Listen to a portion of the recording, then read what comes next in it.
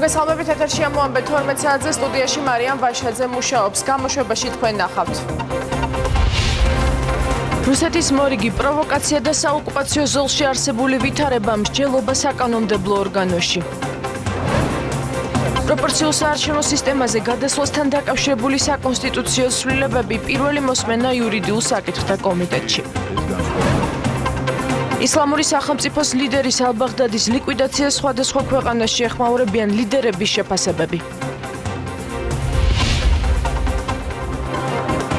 მეუფე იაკობის სკანდალურ განცხადებებთან დაკავშირებით მორიგ განმარტებას აკეთებს. ის ადასტურებს, რომ გიორგი კვირიკაშვილის კაბინეტში შეხვედრა ნამდვილად შედგა, თუმცა განმარტავს, რომ საუბარი არა პატრიარქის ლიკვიდაციას, არამედ მხოლოდ გადაყენების საკითხს შეეხო. ჩაინიშნება თუ არა ბრალდებებთან დაკავშირებით წმინდა სინოდის ხდომა ამ დრომდე უცნობია. საპატრიარქოს პრეს-ცენტრის ხელმძღვანელი ამბობს, რომ სინოდის ხდომის კონკრეტულ თარიღს ვერ დაასახელებს, თუმცა მისი გამართვის შემთხვევაში ეს საკითხი აუცილებლად განიხილება. რაც შეეხება ბრალდებებს, ის აცხადებს, რომ დაუჯერებელია. მეუფეების ნაწილი ამბობს, რომ მსგავსი ფაქტის შესახებ ინფორმაცია არ აქვს. დეკანოზი მამა გიორგი თევდორაშვილის განცხადებით საპატრიარქოს ვერავინ და ვერაფერი დააზიანებს. რაც შეეხება პატრიარქის ჯანმრთელობის მდგომარეობას, მისი თქმით, ის დამაკმაყოფილებელია. მეუფე იაკობმა პატრიარქის გადაყენების გეგმასა და შეთქმულებაზე 2 დღის წინ ისაუბრა. მისი თქმით, გიორგი კვირიკაშვილის კაბინეტში გამართულ შეხვედრას ვახტანგ გომოლავრი და გიორგი გახარია ესწრებოდნენ. თავს არ ვიმართებ, უნდა გაითვალისწინოთ ჩემი მდგომარეობა. 3 წელი, ესე იგი, ხო? ისეთი რაღაცები ვიცოდი, ხა როგორც ეპისკოპოსი რაღაც პოლიტიკოსებთან ჩარება გვიწევს ხოლმე, როგორც მონაზონს გულში ის ქონდა. ეხლა ვარ თავისუფალი ადამიანი, ის რომ თქვი, რას თქვი? ჩემი სიტყვები უკან არ მიმაქვს. 3 ადამიანი შემხვდა მე 4 არ შემხვედრია, ეს იყო პრემიერის კაბინეტში. თვითონ ბატონი გიორგი ბრძანდებოდა, ბატონი ვახტანგი გომელაური და შს მინისტრი ბატონი გახარია. და მე მინდა გითხრათ, აი რა შევამჩნიე. უხერხულობას გრძნობდნენ, რა თემაზეც მელაპარაკებოდნენ. ბატონ გიორგისაც შევამჩნიე, მაგი და ბატონ ვახტანგსაც, მაგათ მართლა შევამჩნიე. უწმინდესთან რაღაც კითხეს, უწმინდეს 10 დღე არ უთხარი, ის რაღაცა ბოლოს მაინც უთხარი და პასუხიც შეუთვალეთ ისეთი ღირსეული პასუხი. პრემიერთან ლიკვიდაციაზე არ იყო, პრემიერთან იყო საუბარი იმაზე, რომ შეეცვალათ. და ვინ იქნებოდა, ხო? ვინ იქნებოდა? ის თავისთავად შიოს კანდიდატურა იქნებოდა, იმიტომ რომ მოსაყდრია, ხო? თავისთავად იქნებოდა, მაგაში არაფერი ის არ არის, რა. მაგი არ ნიშნავს, რომ ამ თავრობის კაცი ან რაღაცა არ ნიშნავს. არავით არის პატრიარქის ლიკვიდაცია, არის გეგმებული. მე არ გამეგია მსგავსი რამე. ეკლესიას ვერავინ და ვერაფერი დააზიანებს. პატრიარქის ჯანმრთელობის მდგომარეობა როგორია? მე მგონი დამაკმაყოფილებელი. სინოდი წელს სავარაუდოდ ჩაინიშნება ყველა შემთხვევაში. კონკრეტულად ამ საკითხისთვის შეიკრიბება ცალკე დასახელებლად თუ არა უცნობია, მაგრამ რადგან დოქტორები ამას თხოვლობენ, რომ სინოდი იქნას განხილული საკითხი. ჩვეულებრივ მორიგი სხდომას სინოდისა, თუმცა გაიმართება, ალბათ დააყენებენ ამ საკითხს. როდესაც საუბარი არის იმ პირებზე, რომლებიც დასახელდა, ჩემთვის წარმოუდგენელია ის, რომ თქვათ ან პრემიერი, ან ყოფილი შინაგან საქმეთა მინისტრი, ან ის ბიზნესმენი ვანო ჩხატიშვილი იყოს ამაში გარეული, ჩემთვის ძნელად წარმოსადგენი არის. მეუფე იაკობის განცხადებებთან დაკავშირებით პარლამენტში მის დაბარების აუცილებლობაზე საუბრობს ევროპული საქართველოს წევრი გიგი უგულავა. რას ფიქრობენ ამასთან დაკავშირებით სხვა დეპუტატები? განცხადებები დღეს საკანონმდებლო ორგანოში გაკეთდა. ანალოგიური განცხადება. მეუფე იაკობს ქონდა გაკეთებული მანამდე, ჯერ კიდევ 1 წლის წინ. ოღონდ უფრო რბილი ფორმით აქ საუბარია უაღრესად გათვითცნობიერებულ ხელისუფლებასთან დაახლოებულ და ხელისუფლების კულუარების ზედმიწევნით მცოდნე ადამიანთან, რომლის განცხადებაში ეჭვის შეტანა არის ძნელი. ეს ეჭვები ხელისუფლებამ ან უნდა გააბათილოს, ან გამოძიებამ უნდა გამოუყოთ რაღაც საკითხები, რომელზეც უნდა ვისაუბროთ ძალიან ფრთხილად, რომ ჩვენ არ მივაყენოთ ზიანი ისეთ სიკეთეებს, რაზეც დგას ჩვენი წარსული, აზმყო და მომავალი. სუდის აქციელია, როდესაც პირველივე რაღაცა მსგავს საკითხთან დაკავშირებით, როდესაც ასეთ საკითხზე იწყება ხოლმე საუბარი, ჩვენი ოპონენტები ცდილობენ რომ ამასთან დაკავშირებით თემები აწიონ მაღლა, რაღაც პოლიტიკური სპეკულაციები მოაყოლონ ამას და ამ თემით ისარგებლონ და აქედანაც სარგებელი ნახონ უბრალოდ. ეს არ არის სწორი საქციელი, არანაირ პოლიტიკურ მორალში ესარჯდება. საოკუპაციო ზოლში არსებულ ვითარებაზე პარლამენტში მსჯელობენ სახელმწიფო უსაფრთხოების სამსახურისა და შინაგან საქმეთა სამინისტროს წარმომადგენლებს თავდაცვის უშიშროების და საგარეო ურთიერთობათა კომიტეტების ერთობლივ სხდომაზე უსმენენ. დეპუტატების კითხვები ოკუპირებულ ტერიტორიებზე ბოლო დროს გამართარებულ მოვლენებთან და დეესკალაციისკენ გადადგმულ ნაბიჯებთან დაკავშირებით აქვთ. ნოდარ ჩაჩუა განავრცობს თემას ახლა აღია ეთერში ნოდარ გისმენთ.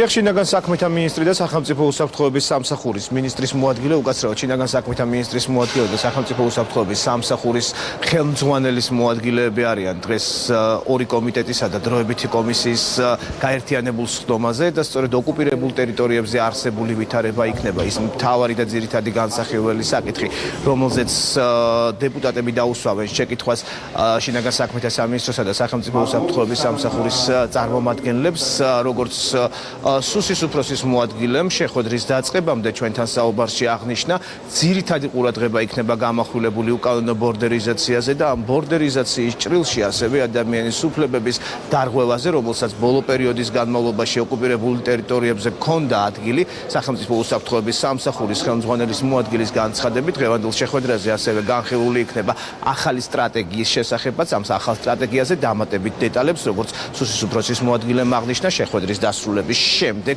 უფრო მეტ დეტალს გააცნობს საზოგადოებას. ჩვენ რა თქმა უნდა ყურადღებას გავამახვილებთ იმ საფრთხეებზე, რომელიც მომდინარეობს ამ ტერიტორიებიდან, ვიმსჯელებთ უსაფრთხოების ახალ ზომებზე, რა თქმა უნდა მნიშვნელოვანი ყურადღება დაეთმობა უკანონო ბორდერიზაციას, ვიმსჯელებთ ადგილობრივი მკვიდრი მოსახლეობის პრობლემებზე, რომლებიც ყოველდღიურად აწყდებიან ადგილზე მავთუხლართებისა და სხვა ბარიერების გამო. ჯერჯერობით უცნობია რა კითხვები ექნება დეპუტატებს შინაგან საქმეთა სამინისტროსა და სახელმწიფო უსაფრთხოების სამსახურის წარმომადგენლებთან. შეხვედრის დაწყებამდე არც ერთ დეპუტატს მედიისთვის კომენტარი არ გაუკეთებიათ. შეხვედრა კი თავად დახურულ ფორმატში მიმდინარეობს და შეხვედრის დასრულების შემდეგ უფრო მეტი დეტალი გახდება ცნობილი. მადლობ ნოდარ ჩაჩუა საუბრობდა პირდაპირ ეთერში. პარლამენტის საკონსტიტუციო ცვლილებებზე მსჯელობს პროპორციულ საარჩევნო სისტემაზე გადასვლასთან დაკავშირებით მმართველი გუნდის მიერ ინიცირებულ კონსტიტუციურ პროექტს პირველი მოსმენი დღეს იურიდიულ საკითხთა კომიტეტში განიხილავენ. პროექტის მიხედვით არჩევნები ნულოვანი ბარიერის პირობებში ჩატარდება. თევნა მანაგაძე განავრცობს თემას ახლა პირდაპირ ეთერში. თევნა გისმენთ. საკომიტეტო მოსმენას ესწრება როგორც საპარლამენტო, ასევე არასაპარლამენტო ოპოზიცია. საპარლამენტო ოპოზიცია ისინი პროპორციულ საარჩევნო სისტემაზე გადასვლას მხარს ნებისმიერ შემთხვევაში დაუჭერენ, იმ შემთხვევაშიც თუ მმართველი გუნდი მათ რეკომენდაციებსა და შენიშვნებს არ გაითვალისწინებს, რაც შეეხება ოპოზიციის შენიშვნებს. ოპოზიცია როგორც საპარლამენტო, ასევე არასაპარლამენტო ოპოზიცია ინტერესდება, როგორი იქნება ქვეყანაში პროპორციული საარჩევნო სისტემის პირობებში პარლამენტში რეგიონალური წარმომადგენლობა, ასევე ისინი კვლავ ითხოვენ, რომ შენარჩუნებული იყოს ბლოკებად დაშვება 2020 წლის არჩევნებისთვის. მათ ამ მოთხოვნასთან დაკავშირებით არგუმენტები აქვთ მმართველ გუნდშიც. ქართული ოცნებაში ამბობენ, რომ 2020 წლის საპარლამენტო არჩევნებზე აკრძალული იქნება ბლოკებად დაშვება, იქედან გამომდინარე, რომ მათი განცხადებით ეს სისტემა ქვეყანაში აფერხებს პარტიული სისტემის განვითარებას. ის დათქმები ბლოკების აკრძალვის შესახებ ნულოვანი ბარიერი გარკვეულწილად ტოვებს განცდას, რომ ეს არ კეთდება საზოგადოების ინტერესების და არჩევნების სამართლიანად ჩატარების ინტერესებიდან გამომდინარე, არამედ ქართული ოცნება მაინც ცდილობს გარკვეული ხელოვნური უპირატესობის მექანიზმების შენარჩუნებას კანონმდებლობაში, თუმცა ეს იმდენად არაარსებითია თავად ცვლილებასთან მიმართებაში, როდესაც საუბრობთ მაჟორიტარული სისტემის გაუქმებაზე, რომელიც რეალურად ხელისუფლების მიტაცების შესაძლებლობა იყო მმართველი პარტიისთვის, რომ რა თქმა უნდა ჩვენ თუ კი არ იქნება გაზიარებული ჩვენი შენიშვნები, მაინც მხარს დაუჭერთ კონსტიტუციაში ამ ცვლილების შეტანა. არის ორი უმნიშვნელოვანესი თემა, რომელიც მოსაგვარებელი იქნება ახლა უკვე საქართველოს პარლამენტში. ერთის მხრივ ის შეუთავსებლობა, რასაც ქვია ბლოკების აკრძალვა და ბლოკების არაკრძალვის მოთხოვნა ჩვენის მხრიდან და მეორე ითხოვს ჩვენი მოსახლეობა იმას თუ ვინ იქნება მათი წარმომადგენელი საქართველოს პარლამენტში ესე ღია მკვეთრად მკაფიოდ მას შემდეგ რაც მაჟორიტარული სისტემა გაუქმდება. ამ კითხვას პასუხი ჭირდება. პრინციპული საკითხი არის პროპორციულ სისტემაზე გადასვლა, რაშიდაც მივახციეთ შეთანხმებას და ეს ყველაფერი არის მრავალწლიანი ბრძოლის შედეგი და განსაკუთრებით ბოლოს ივნისის მოვლენების, მაგრამ თუ გვინდა რომ ხინჯი არ დარჩეს, სასურველი იქნება რომ იმ განსხვავებულ თემებზე შევჯერდეთ. ოპოზიციის წარმომადგენლები აცხადებენ რომ ნებისმიერ შემთხვევაში მათი პროექტი მხარდაჭერილი იქნება თუ არა, ისინი მხარს დაუჭერენ ჩვენს მიერ შეთავაზებულ პროექტს. და გამომდინარე აქედან მე მგონი აქ ბევრი საკამათო თემა არ არის, ამასთან დაკავშირებით არის კონსენსუსი მიღწეული. რაც შეეხება ბლოკებს, ამასთან დაკავშირებით იყო თავის დროზე არგუმენტები, იგივე შეგვიძლია გავიმეოროთ, რომ როდესაც ჩვენ საუბრობთ პარტიების განვითარებაზე, ვნახეთ პრაქტიკაში იყო ეს და არა მხოლოდ თეორიულად საუბრობთ ამასთან დაკავშირებით, რომ ბლოკების ინსტიტუტი ზოგადად ხელს უშლის პირდაპირ პარტიების განვითარებას და თუ კი ეს პროექტი არის შანსი მათ შორის პარტიების განვითარებისათვის, სხვა საკითხებთან ერთად, ჩვენ ბლოკებთან დაკავშირებით ამ არგუმენტითვე ვამბობთ უარს. ჩვენ პოლიტიკურმა გუნდმა მივიღეთ გადაწყვეტილება საარჩევნო სისტემის შეცვლასთან დაკავშირებით 2020 წლის არჩევნებისთვის და შესაბამისად დღეს განიხილება ეს საკითხი. ამ საკითხის მხარდასაჭერად აუცილებელია საპარლამენტო ოპოზიციის მობილიზება და ვინაიდან ამ საკითხს ჭირდება მაღალი მხარდაჭერა იმისთვის რომ ეს ცვლილება განხორციელდეს, ამიტომ იმედი მაქვს რომ საპარლამენტო ოპოზიციის მაღალი მხარდაჭერა ექნება მთლიანობაში ამ პროექტში. საკომიტეტო განხილვის შემდეგ საკონსტიტუციო ცვლილებები უკვე წარედგინება პლენარულ სხდომას, სადაც ქართულ ოცნებას ცვლილებების დამტკიცებისთვის დასჭირდება საპარლამენტო ოპოზიციის მხარდაჭერა. რაც შეეხება თავად ცვლილებებს, მე შეგახსენებთ, რომ ქვეყანაში 2020 წლის საპარლამენტო არჩევნები ჩატარდება პროპორციული საარჩევნო სისტემით, ნულოვანი ეგრეთ წოდებული ბუნებრივი ბარიერის პირობებში, თუმცა აკრძალული იქნება ბლოკებად დაშვება. მადლობ თეონა, პარლამენტიდან თეონა მანაგაძე საუბრობდა. საქართველოს შვეიცარიის კონფედერაციის პარლამენტის თავმჯდომარე მაღალი დონის დელეგაციასთან ერთად სტუმრობს. ოფიციალური ვიზიტის ნაწილი მარინა კარებიო-გუშეტმა დღეს ქართულ კოლეგასთან შეხვედრით დაიწყო, რის შემდეგაც მხარეებმა პრესისთვის ერთობლივი განცხადებები გააკეთეს. არჩილ თავაკვაძემ შვეიცარიის პარლამენტის სპიკერს მადლობა გადაუხადა საქართველოს ტერიტორიული მთლიანობისა და სუვერენიტეტის მხარდაჭერისთვის. შეხვედრის მთავარი თემა ორ ქვეყანას შორის პოლიტიკური, ეკონომიკური და კულტურული ურთიერთთანამშრომლობის გაღრმავება იყო. პარლამენტიდან მარინა კარებიო-გუშეტი პრეზიდენტის ადმინისტრაციაში გაემგზავრა, სადაც ის სალომე ზურაბიშვილს შეხვდება. დღის განმავლობაში დაგეგმილია შეხვედრები საქართველოს პრემიერთან და საგარეო საქმეთა მინისტრთან. დღესვე თბილისში შვეიცარიის საელჩოს ახალი შენობა საზეიმოდ გაიხსნება. ეკონომიკურ თანამშრომლობას მე მინდა მადლობა გადაუხადო ქალბატონ სპიკერს საქართველოს ტერიტორიული მთლიანობის მხარდაჭერისთვის, მადლობა გადაუხადო იმ მნიშვნელოვანი მისიისთვის, რასაც შვეიცარია ასრულებს საქართველოსა და რუსეთს შორის არსებული პრობლემის მოსაგვარებლად, როდესაც საქმე ეხება ჩვენი ქვეყნის ტერიტორიების უკანონო ოკუპაციას. ჩემს კოლეგას გავაცანი ჩვენთან მიმდინარე ძირითადი პოლიტიკური პროცესები, რეფორმებზე, რომელზეც ვესაუბრე, რომელზეც პარლამენტი ახლა მუშაობს. ჩვენი შესანიშნავი ურთიერთობები ორმხრივ სარგებელზეა დაფუძნებული და მრავალ სექტორს ფარავს. მოხარული ვართ, რომ ხელს უწყობთ საქართველოს განვითარებას და ვამოყობთ იმ სპეციფიური როლით, რომელსაც ვთამაშობთ საქართველოს ურთიერთობებში რუსეთის ფედერაციასთან. ძალიან გამიხარდა, რომ საქართველოს დემოკრატიული სისტემა საპარლამენტო დემოკრატია გახდა და რომ საარჩევნო სისტემა სრულად პროპორციულზე გადავიდა. ჩვენ მხარს ვუჭერთ თქვენს ცვლილებებს და ვიმედოვნებთ, რომ ეს ცვლილებები პარლამენტში სხვადასხვა მხარის შესვლას გამოიწვევს. შვეიცარია მხარს უჭერს საქართველოს დემოკრატიის კონსოლიდირებას, რაც გულისხმობს ძლიერ პარლამენტს, დამოუკიდებელ სამართლოს და კანონის უზენაესობას. საქართველოსა და დიდ ბრიტანეთს შორის გაფორმებული სტრატეგიული პარტნიორობისა და თანამშრომლობის შეთანხმების რატიფიკაცია მიმდინარე კვირაში იგეგმება. დოკუმენტის განხილვა საქართველოს პარლამენტში უკვე მიმდინარეობს. შეთანხმებაზე დღეს თავდაცვის და უშიშროების კომიტეტზე იმსჯელეს. ქვეყნებს შორის შეთანხმებას ხელი 21 ოქტომბერს ლონდონში მოეწერა. შეთანხმება ბრექსიტის შემდეგ დიდ ბრიტანეთთან ორმხრივ ურთიერთობაში საქართველოსა და ევროკავშირის შორის არსებული ასოცირების შეთანხმებას ჩაანაცვლებს. არის სტრატეგიული პარტნიორებისა და თანამშრომლობის შესახებ შეთანხმება საქართველოსა და დიდ ბრიტანეთს შორის, რომელიც ძირითადად ეყრდნობა ასოცირების ხელშეკრულების დებულებებს და გამომდინარეობს იმ აუცილებლობიდან, რომ როდესაც დიდი ბრიტანეთი დატოვებს ევროკავშირს, არ დარჩეს გარკვეული ვაკუუმი საქართველოსთან ურთიერთობების მიმართულებით და ეს ხელშეკრულება შეავსებს აბსოლუტურად ყველა მიმართულებას, არის ყოვლისმომცველი, შეიცავს როგორც პოლიტიკურ, ასევე ეკონომიკურ განზომილებას და შესაბამისად მნიშვნელოვანია, რომ საქართველოს დროულად დაასრულოს ამ ხელშეკრულების ძალაში შესვლისთვის ყველა პროცესი. შრომის კოდექსის რეფორმის ინიციატორები შრომითი დისკრიმინაციის აკრძალვის და ქალთა უფლებების გაძლიერების საკითხებზე მსჯელობენ. შრომის კოდექსის რეფორმის ფარგლებში ეს რიგით მეორე საჯარო შეხვედრა. კანონპროექტის ერთ-ერთი ინიციატორი დიმიტრი სქიტიშვილი დაინტერესებულ მხარეებთან განიხილავს კოდექსში შესატანცრულებებს. დისკუსიის მთავარი თემა შრომითი დისკრიმინაციის აკრძალვა და ქალთა უფლებების გაძლიერება, ასევე დეკრეტული შვებულების ახლებური რეგულირება. საჯარო შეხვედრების მიზანია შრომით ურთიერთობებთან დაკავშირებული საკითხების განხილვა მოხდეს მხარეთა ფართო მონაწილეობით, დასაქმებულებისა და დამსაქმებლების აქტიური ჩართულობით, რათა მაქსიმალურად დაახლოვდეს პოზიციები და მიღებული იყოს კომპრომისული პროგრესზე ორიენტირებული გადაწყვეტილებები. დღევანდელი შეხვედრა ეძღვნება ანტიდისკრიმინაციის აკრძალვის საკითხების დაზუსტებას და შესაბამისად მექანიზმების განსაზღვრას იმისთვის, როგორ მოხდება ამ დისკრიმინაციული ფაქტების წინააღმდეგ გარკვეული ბრძოლა სახელმწიფოს და როგორ მოხდება ჩარევა და მეორე ნაწილი არის ამავე შეხვედრის, ეს არის დეკრეტული შვებულების ახლებური რეგულაცია, რომელთაც ცდილობა გვაქვს, რომ გავათანაბროთ ის სტანდარტი, რომელიც არის საჯარო სექტორში. კერძო სექტორში ფიქრობთ, რომ სახელმწიფო უნდა დააფინანსოს და 80% იყოს ანაზღაურებს. დისკრიმინაციასთან დაკავშირებით ჩვენ ესეთი მკაცრი პოზიცია როგორც ესეთი არ გქონია და მივესალმებით თუ შრომით ურთიერთობებში აღმოფხრილ იქნება დისკრიმინაცია დამსაქმებელებს შორის. ეკატერინე ტიგარაძემ ჯანდაცვის რეფორმა წარადგინა. ჯანდაცვის მინისტრმა იმ მიმართულებებზე ისაუბრა, რომელიც მისივე თქმით ჯანდაცვის სფეროში ერთ-ერთი პრიორიტეტულია. რეფორმის მიხედვით იცვლება კლინიკების დაფინანსების წესი, ამასთან სამინისტრო ცვლილებების განხორციელებას პირველადი ჯანდაცვის სისტემაშიც გეგმავს.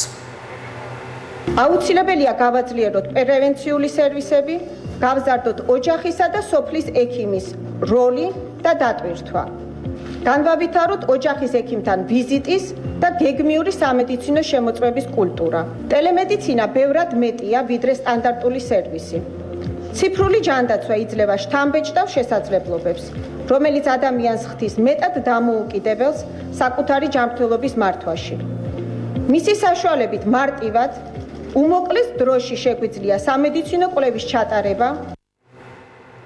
მარგეთილში მომხდარი მკვლელობა გახსნილია. გამოძიების ინფორმაციით 1996 წელს დაბადებულმა პირმა ტაქსის მძღოლს ურთიერთშელაპარაკების ნიადაგზე ცივი იარაღის გამოყენებით სასიკვდილო ჭრილობა მიაყენა და შემთხვევის ადგილიდან მიემალა. სასწრაფო სამედიცინო დახმარების ჯგუფმა სამკურნალო დაწესებულებაში გადაიყვანა დაჭრილი, თუმცა მისი გადარჩენა ვერ მოხერხდა. პოლიციამ დაკავებულის პირადი ჩრეკისას დანაშაულის ჩადენის იარაღი დანა ნივთი მტკიცებად ამოიღო. დანაშაული 7-დან 15 წლამდე პატიმრობას ითვალისწინებს.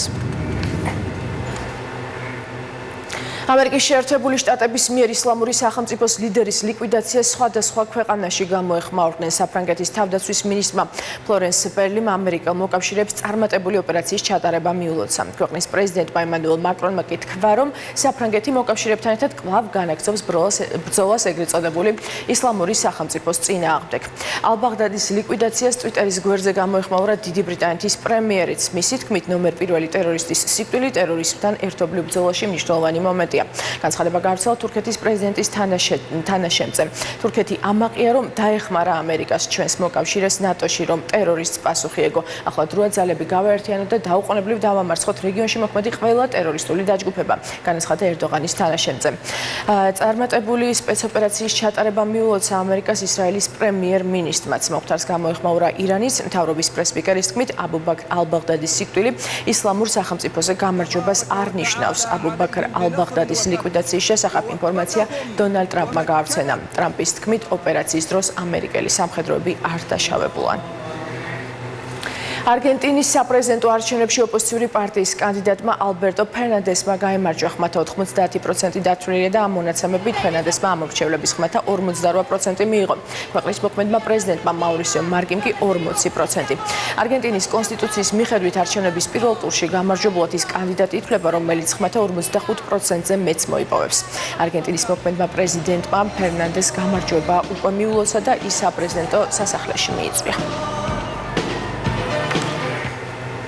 კალიფორნიის შტატში მასშტაბურ ტყის ხანძრის გამო საგანგებო მდგომარეობა გამოცხადა. განცხადება შტატის გუბერნატორმა გააკეთა. მისი თქმით, შტატის ხელისუფლება ხანძრთან საბრძოლოდ ყველა არსებულ რესურსს იყენებს. შტატიდან 200,000 ადამიანის ევაკუაცია უკვე მოხდა. შტატის ჩრდილო და ცენტრალურ ნაწილში 2 მილიონზე მეტი ადამიანი ელექტროენერგიის გარეშეა დარჩენილი. ხანძრის სალიკვიდაციო სამუშაოებში 3,000 ადამიანი მონაწილეობს.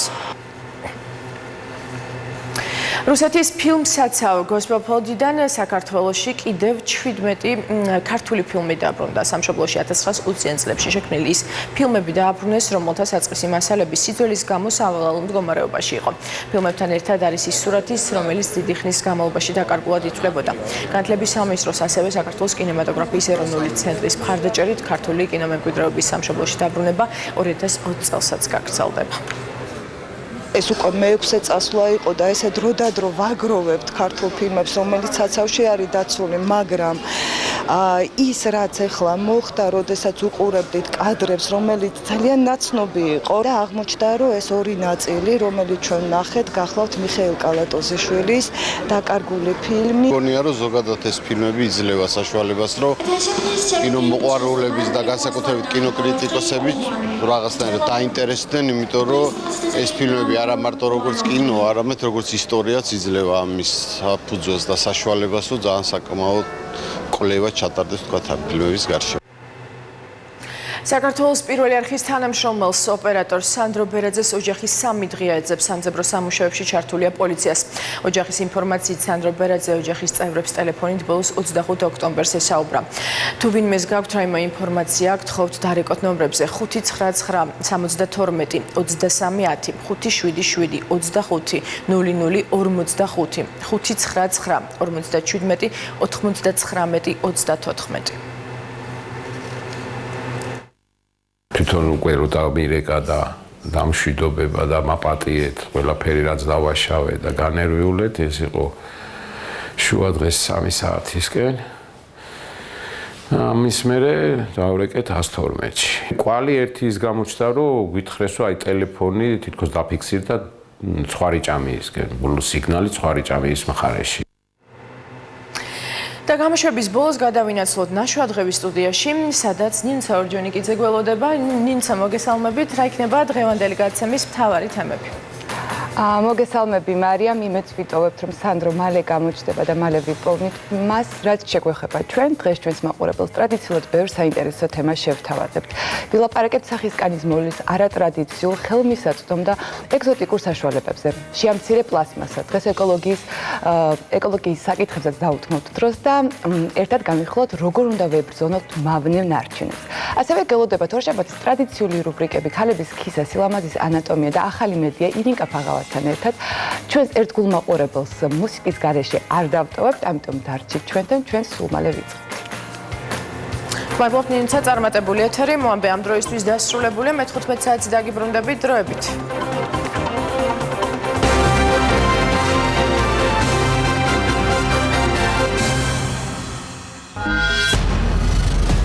თქვენ გაქვთ უფლება იცოდეთ სიმართლე.